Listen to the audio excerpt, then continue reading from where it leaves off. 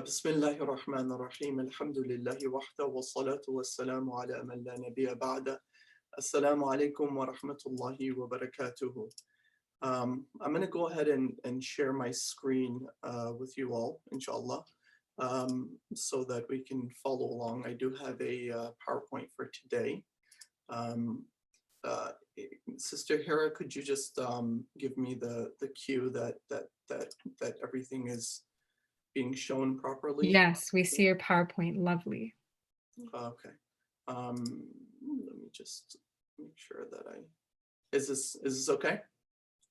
Yes, we are good to go. Okay, great. Alhamdulillah. So today I want to talk to you all about the psychology of personal change. And I think this is an important topic just coming up on Ramadan. And not to mention some of the challenges that are in front of us with regard to being quarantined and at home.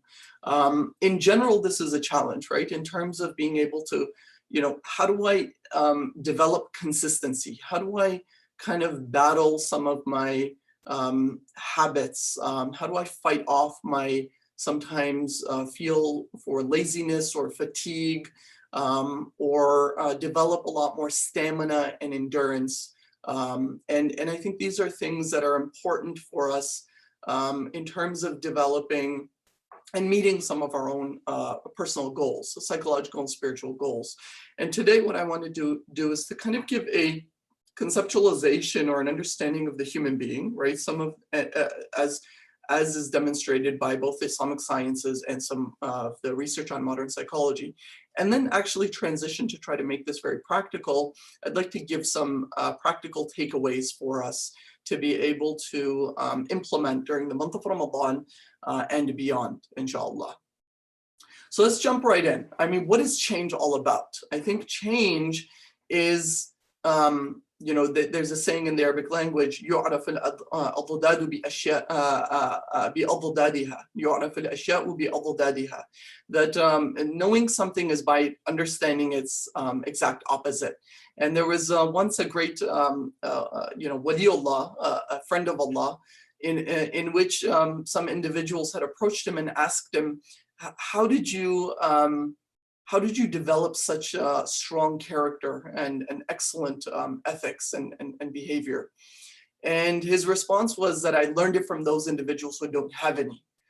So the idea is that you can learn about, and actually Imam al-Ghazali talks about this as well, one of the modalities and mechanisms of being able to understand how to change your own behavior is to actually look at other people and to look at your enemies. So seeing sometimes the opposite, right, of what you want to achieve is helpful to know what to stay away from, right? And that's sort of the way that we're going to talk about this. What is the opposite of change? What fuels our inability to change? What is the biggest barrier for us to be able to do what?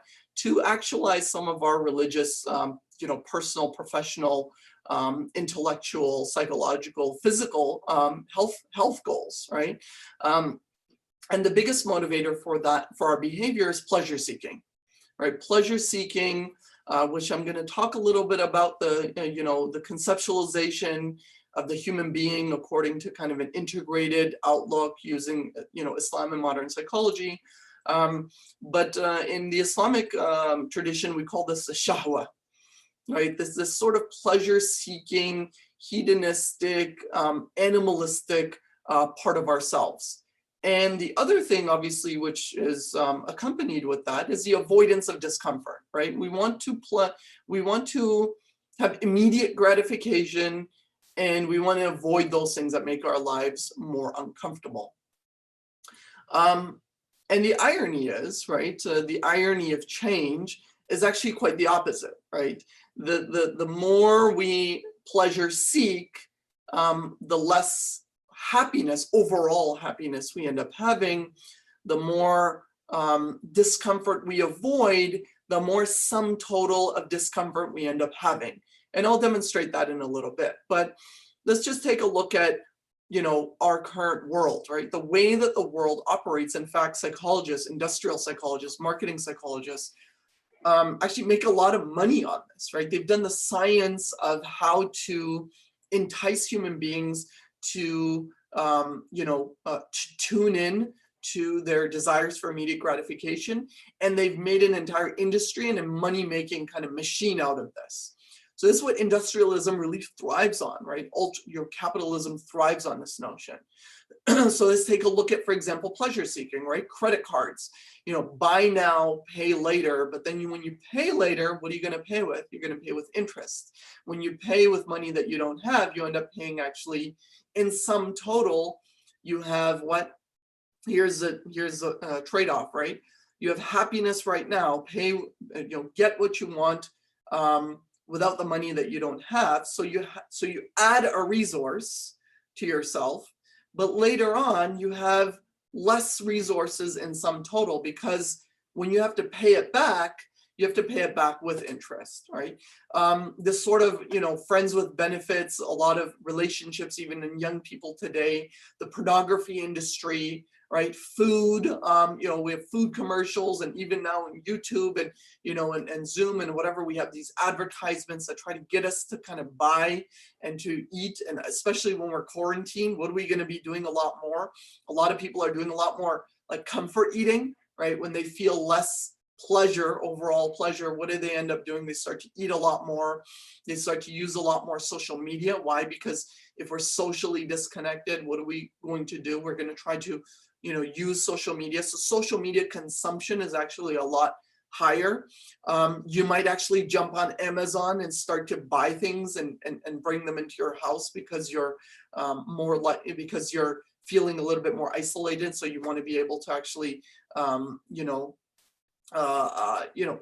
spend and gain pleasure that way. And then the avoidance of discomfort, you can think about our modern worlds and how so much of our worlds and life has gone into, and industrialism has gone into trying to really make people's lives easier, right? We have dishwashers, we have smartphones, we have computers. You don't have to go anywhere. I mean, today, with the world that we live in with the COVID and Corona situation, it's incredible how much of what we can do online and how much technology that we have set up to be able to actually continue to operate. On the one hand, that's very positive. On the other hand, the negatives of that is, the very interesting thing is, many of us might not have more time. I mean, if we think about mothers that stay, mothers at home, for example, now they have to take care of their children's needs online, for example. And we think about, just daily life in general. We have smartphones. You don't have to do your banking online. You have your calculator, dishwashers, laundry, machines and whatnot. People in less privileged environments, they have to kind of do everything by hand. And the irony is that in the first world, where we have all of these privileges, the irony is that what are the things that people complain most about? They complain most about not having enough time, right? Not having enough leisure time. That's number one. The other thing that people complain about is depression and anxiety. It was very ironic, right? When we're talking about pleasure seeking and avoidance of discomfort, right? Discomfort, we can say anxiety, pleasure seeking, maybe we're seeking pleasure and happiness.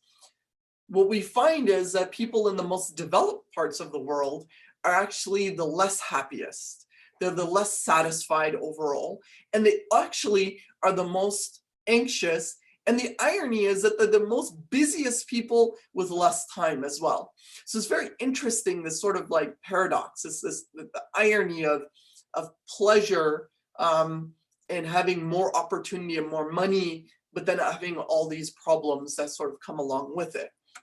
So I want you to keep this in the back of your mind as we're going through this this presentation, inshallah, because the point that I'm really going to drive home, that the principle that we want to embrace, is that if pleasure seeking decreases our overall pleasure, if avoidance of discomfort increases more discomfort, then what do we need to do?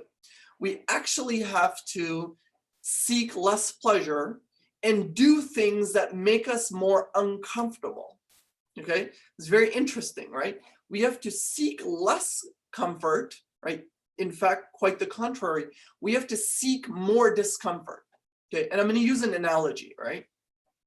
And what we really want to do is the analogy is sort of resistance training. Okay, individuals who go to the gym, for example, they go and they lift weights. Well, when you first come in, you're not going to be able to lift, say, 150 pounds, 200 pounds, your 2 plates on a rod, right? What you're going to have to do is you're going to have to work towards it.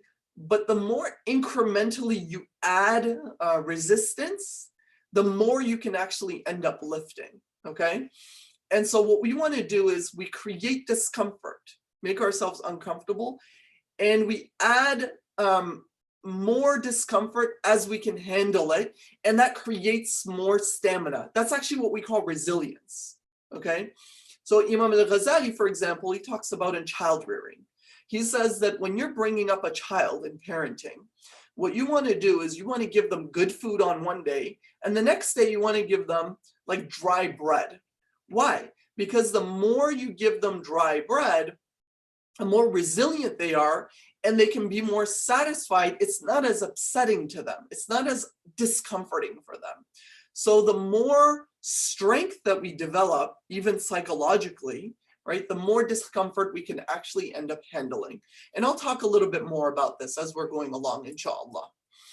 So let's take some practical examples, right? Avoidance of discomfort produces more discomfort. Obesity, for example, the temporary discomfort of, embracing your hunger pains, and is very appropriate as we're coming into Ramadan, right? We don't want to fast. During Sha'ban, we kind of wait until Ramadan begins, and then obviously we have a lot more hunger pains, right? And that's why generally what we want to do is we want to train ourselves for it or develop ourselves for it. But the more pain that we have, the more that we kind of, just fuel this pleasure-seeking animal, right? Our stomachs, we feed it, and then actually what happens? We get actually more and more hungry, right? And when we don't eat, we feel the hunger pains. And if we stop and don't eat and we embrace the hunger pains and the pain that we feel when we're hungry, then what will we do? We'll end up shrinking our stomachs. Over time, we'll actually be a lot more healthy. But the converse, immediate gratification. I eat the cheesecake, I eat the brownies, I eat the, chocolate or dessert or whatever after every meal. I never skip a meal. And then what ends up happening? At the end, you end up having a lot more restrictions when you get diabetes or you have healthcare conditions, you can't do certain activities. So in sum total, you end up having less satisfaction and pleasure, right? And more discomfort. Lethargy, this idea that I don't feel good today, I'm feeling tired, so I'm not going to do any work. I'm just kind of sit on the couch today, I'm going to take it easy. The problem is that lethargy begets more lethargy, right? The more you take it easy, the more easier you want to take it, right?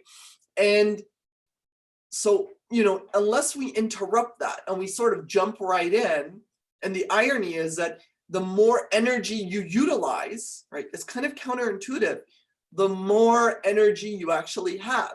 I'm sure many of you have experienced this and felt this, right? We wake up in the morning, we start, we're feeling a little bit lazy, but we push ourselves to get started on something, and then we end up finding that, oh, I feel accomplished, I checked off an item, I'm feeling good, I'm feeling more motivated, I want to do more. And you end up actually getting more and more accomplished. There's a saying, right? They say, if you want to get something done, ask a busy person. Why? Because a busy person is busy because of the fact that they get things done, right? Ask an effective person, ask an accomplished person. Why? Because they have a proven track record of continuing to kind of be busy, counter their desire for discomfort, for comfort and pleasure seeking. So if you give them a task, they'll be more likely to actually take care of it. It's sort of a paradox, right? The avoidance of discomfort ends up actually giving us more discomfort, right? So here's if you kind of don't believe me, here's further proof. Here's evidence. Procrastinators, I have kind of a story about this that I often tell. My sister and I, for example, we operate a little bit differently, right? In terms of how we kind of handle, our assignments. Growing up and going to school, my sister was like a chronic procrastinator. And what she would do is she would have an assignment or an exam the next day, and then she would be, making herself a nice meal or dessert. And then she's like sitting in front of the TV or watching a show. And then I would walk up to her, I'd be like, hey, don't you have an assignment tomorrow? Don't you have an exam? She'd be like, shh, okay, don't remind me. Don't remind me. I'm trying to keep my mind off of it. And I was like, okay. But, a couple of hours later, she would be anxious, she'd be crying, she'd be upset. And then she would end up having to pull an all-nighter, being absolutely irritable and exhausted the next day. But she would go through this intense stress that would hit her later. So here's the example, right? The individuals early in the semester, the non-procrastinator, right, and the red line here, they do what? They jump into the task. When you start the task, you have more stress, right? You have more discomfort. Because the person who's procrastinating is hanging out. They're eating, they're, distracted, they're, playing outside or whatever. So the non-procrastinator has stress. But what ends up happening in sum total, look at the distance between the procrastinator and non-procrastinator at the end. And this is actually very important for us, and even in terms of deen, right? Because if we procrastinate our a'mal al-salihah, right, our good deeds, then, and we put off doing even what's obligatory in pursuit of, the comforts of the dunya, we end up doing what? Allah protect us and save us, but in the end, in the akhirah, we end up actually having a lot more discomfort, right? And so this is what we really want to avoid, inshallah. So when we look at happiness, what do we have? We have two types of happiness. We have pleasure, right? And then we have satisfaction. So I want to make sure that we sort of pay attention to this. The pleasure is that short-term feeling, the pleasure-seeking self, avoidance of discomfort. I want to eat the cheesecake now. I want to get some more sleep. I want to sit on the couch. I don't really want to get up and start my day. That's the pleasure seeking, So you enjoy it in that moment. Get on your phone, kind of watch social media, what happens even in the brain, serotonin, endorphins, dopamines kind of, kicking off, and you're enjoying yourself. But then we have what we call satisfaction. And that's an important principle there, is delayed gratification.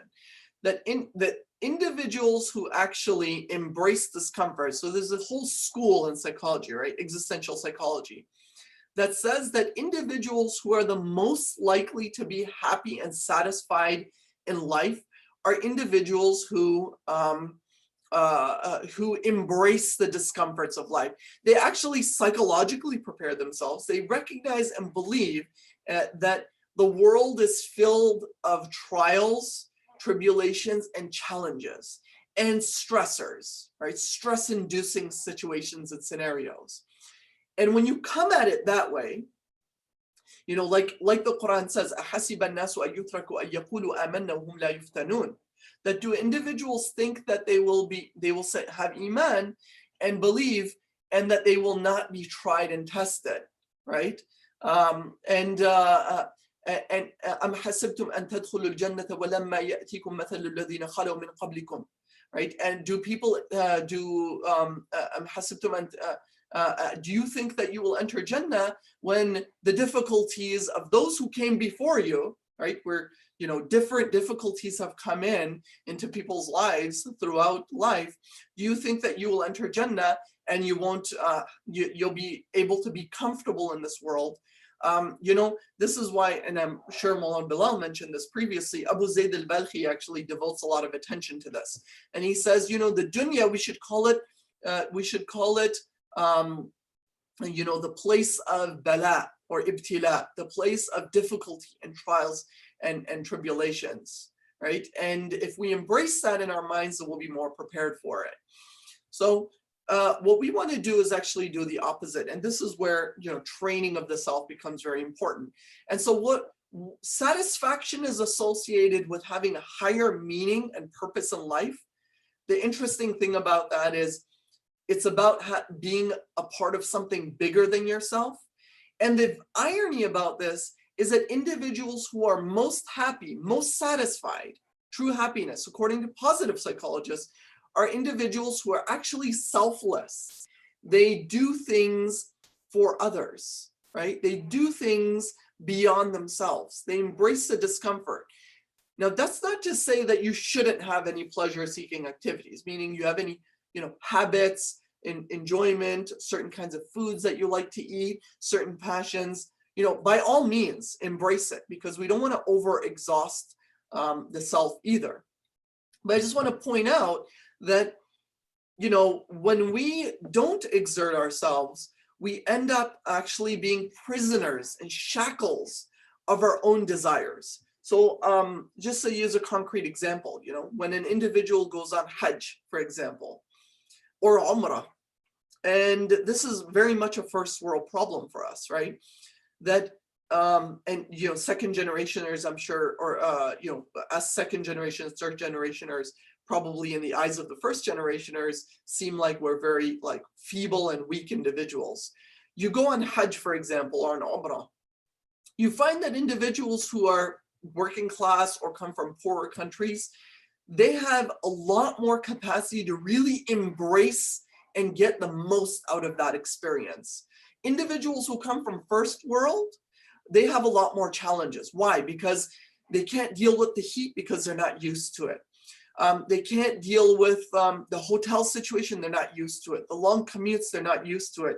The long walks and physical exertion, they're not used to it. The overcrowding, they're not used to it, okay? And it really takes away from their ability to really enjoy. Now bring it to Ramadan. Individuals who are praying very consistently and long throughout the year, when Ramadan hits, Taraweeh is awesome for them, right? Standing for long salah, long Quran, tilawah is very enjoyable for them. But what happens when an individual hasn't touched the Quran the whole year, has barely been praying? What ends up happening? You jump into Ramadan, what we have is, the initial honeymooner stage where we come in with a lot of show, with a lot of, energy. We put in a lot of exertion, and what ends up happening, when we used to go for Taraweeh last year, it's almost like a, past occurrence now, because this year we might not see it. But we have, what would happen during the middle part of Ramadan? The congregation is like half the size, if not a third of the size that it used to be. What happens? Because fatigue starts to creep up on individuals. And those individuals that can be consistent are those individuals that have, trained themselves. It's like this, I used to work in a gym, right? What happens is that you go to the gym, and the serious people, the people who work out, after New Year's, everybody makes a New Year's resolution. They're going to go to the gym, right? And, gym membership enrollment is at its peak. And when you go to the gym, you find that, you can't even find, in January, for example, the first week of January or middle of January, all the machines are taken up. The serious people kind of lay low, right? Around the end of January, beginning of February, gym membership has completely dropped off again. And it's like, the coronavirus season, right? During that time, is nobody's there, social isolation. There's all the machines are completely available and to be used. Why? Because what we did was we used it for a temporary relief and gratification. Now, that's not to say that during the month of Ramadan, we need to not exert ourselves. And I'm going to get to that, right, in a moment. We want to utilize Ramadan in order to develop the motivation to be able to develop that consistency. And I'm going to speak about that in a few minutes. And I'm just going to kind of jump over this. So before I do, let me just sort of give you a classification or a brief visual and explanation of the human being's nature. So we have kind of an internal conflict and battle, right, between two parts of ourselves. We have the ruh hayawani and we have the ruh samawi. So let's just kind of back up for a second. The human being is composed of the body and the spirit, okay? The body has a particular spirit though, and we call that the ruh hayawani. It's shared with the animals, okay? Meaning that it's a life force. It's just like all animals have life force. You're a body, you're a machine, and there's a, a gas-like kind of, entity or metaphysical essence that is put into the body, and then it gives it life, just like a dog or a cow or whatever.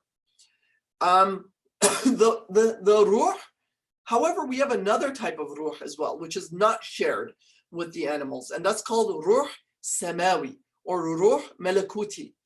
And that's the metaphysical part of ourselves that is, the ruh that bore the testimony to the oneness of Allah subhanahu wa ta'ala before our body even existed. We were all called into the court of Allah subhanahu wa ta'ala, the covenant of alast, right? Alastu bi rabbikum bala shahidna. On that day, all the souls testified that yes, indeed, you are our Lord. Now, I'm breaking this up into two parts of ourselves, right? The lower ruh, the body, right? And sometimes we call this sort of the nafs, okay? That has embedded within it animalistic properties. And in order for it to survive, it needs things from the world, i.e. food, sleep, clothing, shelter, things that are made of the earth, okay? And then in order so that body to survive, we have that survival instinct wired into us, right? Just like just like animals, we need to eat, we need to sleep, we need to do all of these things. Ruh samawi, it needs Allah subhanahu wa ta'ala. It's that part that if you don't satiate it, if you don't feed it, it will feel a sense of a void. It will have a spiritual death, and you will live like an animal. بل هم أضل, right? أولئك كالأنعام بل هم أضل. Allah subhanahu wa ta'ala describes individuals that live this way, that they are just like cattle, right? Rather, they're more misguided. Why? Because a cattle doesn't have this sort of higher order spirit. And the aql, the reason actually, right, which is unique to human beings as well, is kind of an instrument or tool of this metaphysical essence, right? This reason that allows us to do what? Restrain. And so restrain that lower self. So on the right side of the screen, you can see the stages of change, okay? When we are at the stage of what we call the nafs al-ammara, the hedonistic life, animalistic life, we live like an animal. We just kind of eat and sleep. And if we feed it too much, you feed the lion too much, it gets hungrier and hungrier. Okay? So what we need to do is actually graduate to the nafs al-lawama, which is a critical self. This is a conscience. This tells you that in order to be able to actually enjoy metaphysical dhikr and salah, what we need to do is to discipline the body. Okay, discipline this lower sense of self. And the more we discipline it, it actually serves us. The body ends up becoming our vehicle. And eventually we get to the nafs al-mutma'inna, which is a tranquil soul. This tension, this internal battle, right, that human beings have been created with, this kabad, as the Quran refers to it, starts to phase out. And what happens is an ittihad, or like a unification or integration. And your body ends up serving your metaphysical essence of your soul, which is what? It's like the analogy of the horse. So you get on the horse, and now it can get you to your destination. You can actually ride the horse. And now The horse loves to ride with its master. What have you developed? Once you develop this essence, what ends up happening is that you start to enjoy salah. You start to, all the restraints of the wildness and the fighting and going against the current and the tide starts to fall off, and you start to embrace your fitra, or your metaphysical kind of ruh samawi starts to steer and guide and ride this beast, which is the lower self. So I'm going to go through a couple of things. One is the motivation, right? Examine and build the motivation to do this. Do you have the true motivation to do it? Your motivation has to be strong enough. And here is the opportunity we have in Ramadan. It's a great blessing. Allah subhanahu wa ta'ala gives it to us every year. So let's utilize the opportunity that we have during the month of Ramadan to develop the motivation while shaitan is locked up, to be able to do and develop and to train the lower soul. And then what we want to do is to develop kind of a self-assessment. Recognize what are your internal triggers, okay? So know your strengths and your weaknesses. What are thoughts that are going to throw you off? For example, you might say, oh, you know what? One of my evils is that I'm going to think to myself, oh, I'll start tomorrow. I'll start tomorrow. Anticipate that and try to recognize that that's going to be an internal trigger. Examine your external triggers, right? Look at your environment. So for example, if you've created and associated, which is very important, you've associated with your bed or with your room, and I recommend in your house you create a space for prayer, worship, and productivity, right? During this quarantine time, I suggest we create a room or a space or a portion of a room that's devoted entirely for worship, okay? For reading, for worship, for dhikr, for salawat, for all of these things. And, you know, during i'tikaf, of course, you know, if we won't be able to possibly go to the masjid for i'tikaf, and the i'tikaf of the women folk at this time will also be the i'tikaf of the males, will be that they would, in essence, create a space for themselves where they would, you know, confine themselves to that space and to try to work on that. What's the benefit of this? Psychologically, what we end up doing is to create actually a cue such that when you sit in that space, your mind and your energy starts to be more interested and oriented towards that activity. I'll give you an example. That's why they say, you know, when you're going to sleep, don't be on your phone. Don't do multiple things in your bed other than sleep. Why? Because you associate all of these other things with your bed that you're less likely to be able to actually fall asleep. So you have to create an association with your mind and your brain and your body to actually get into that mode or zone, right? And that's why you want to create that space in your house. It becomes very important. I'll give you a concrete example. What happens if you have to use a bathroom really badly? The closer you get to the bathroom, the harder it becomes to actually hold back your stool. Why? Because your body starts to actually associate things with that space. We say mood congruent learning. The state in which you learn an activity or the state in which you are in that activity can be reproduced by simply being in that environment again. Examine your environment.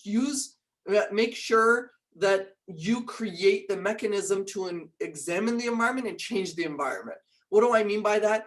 Don't keep tablets accessible in that space.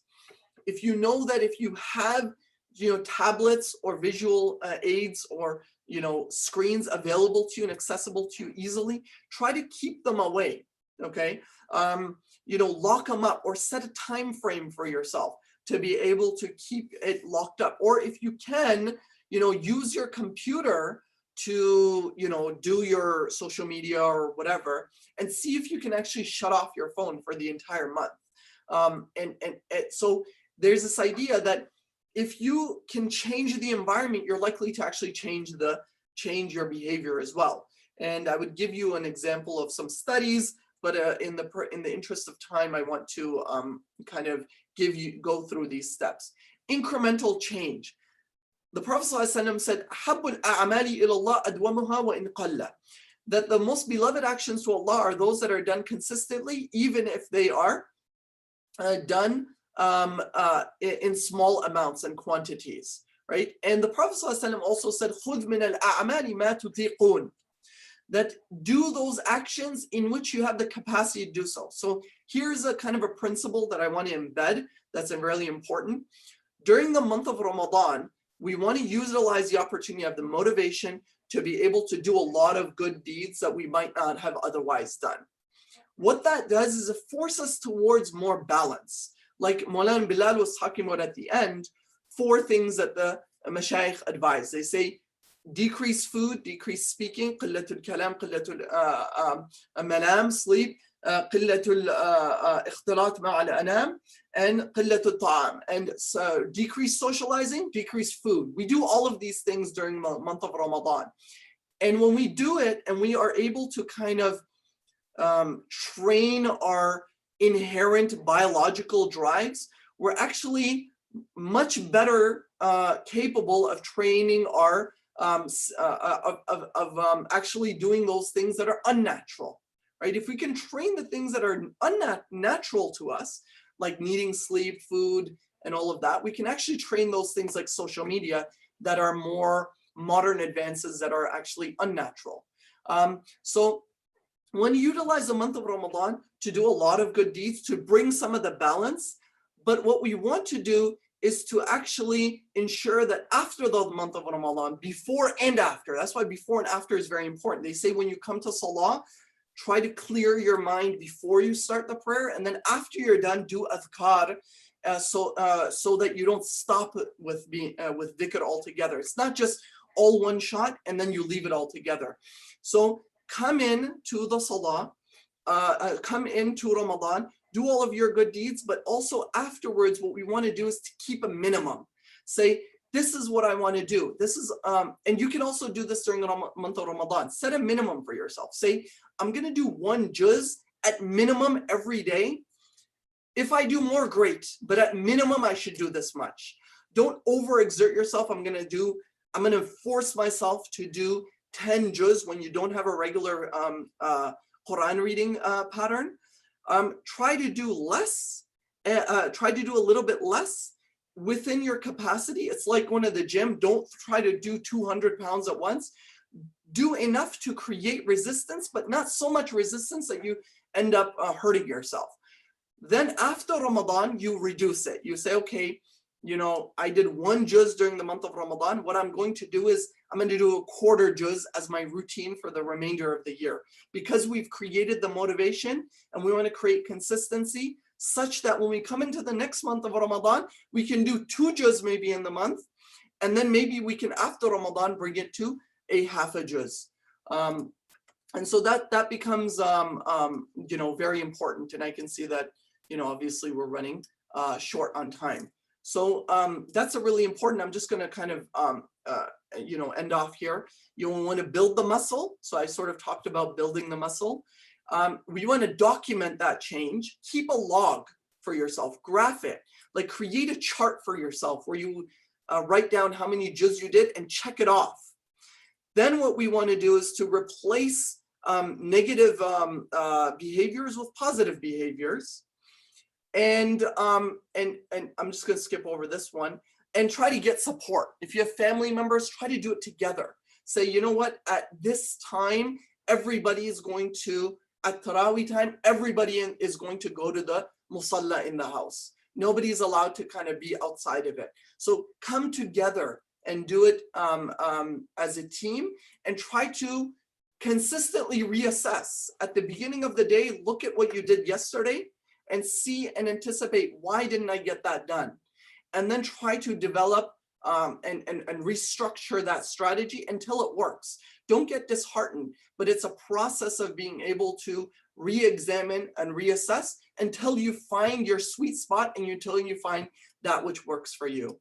And so we'll you know, stop here, inshallah, and I'll transition to try to maybe entertain, like 3-4 minutes of questions, I'll defer to Hira to advise me on what the next step might be, inshallah. I know that I kind of, maybe overstep my time. Thank you so much, Brother Hooman. That talk was amazing. And clearly there were so many gems and practical tools jam-packed into our very limited session time. We do have a question that has come in through our live stream. So somebody is asking, how can one escape triggers that are built right at home? Yeah. So this is a really good question, because the triggers at home become even more difficult. This is why going to the masjid can be easy, right? For Taraweeh, because you end up actually getting away from the triggers at home. The triggers at home, you really have to actually sit down and figure out a way to be able to minimize those triggers. So you have to strategize. Like I said, for example, if it's a phone, can I shut it down and shut it off, for example, for the month, and just use my computer? If it's, for example, I'm bringing too much food into the house, maybe when I do go grocery shopping, I need to limit the amount of food that's available in the house. If triggers are other people, I need to sit down and talk with them about how to structure our routine and schedule such that we don't get in the way of each other throughout the month of Ramadan.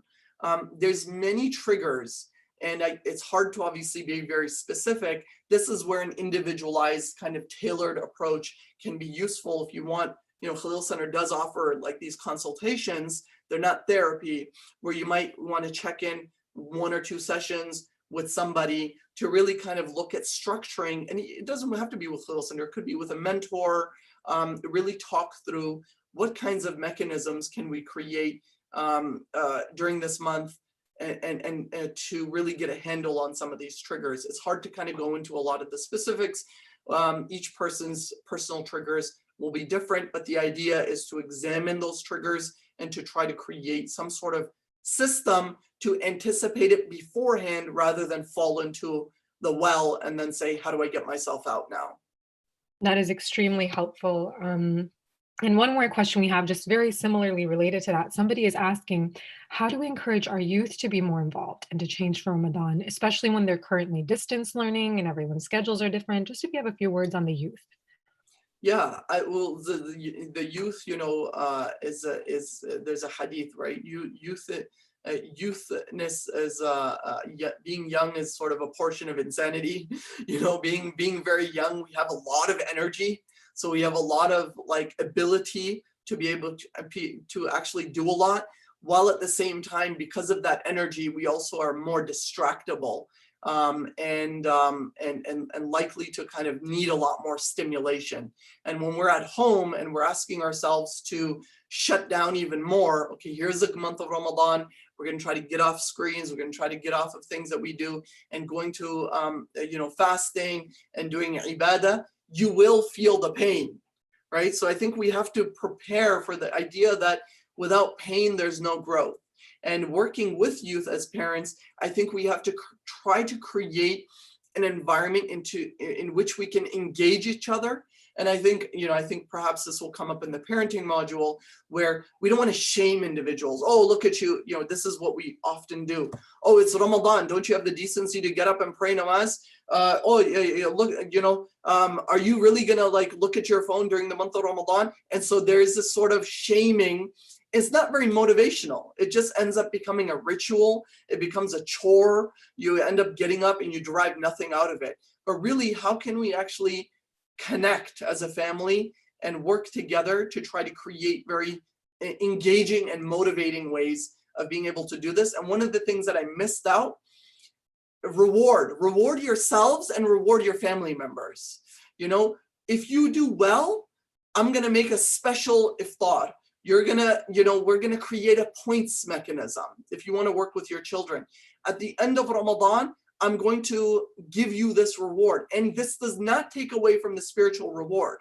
Actually, we're human beings. Sometimes we need something tangible in front of us.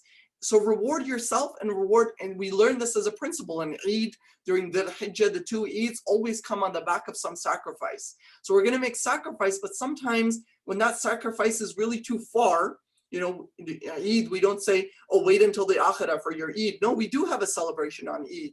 And sometimes for our youth, even 8 is too far. So what we do is we say, okay, you know what?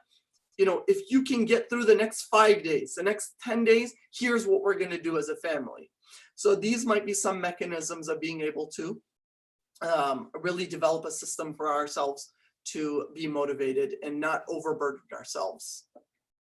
Jazakallah khair, that was extremely helpful. Dr. Hooman, thank you so much.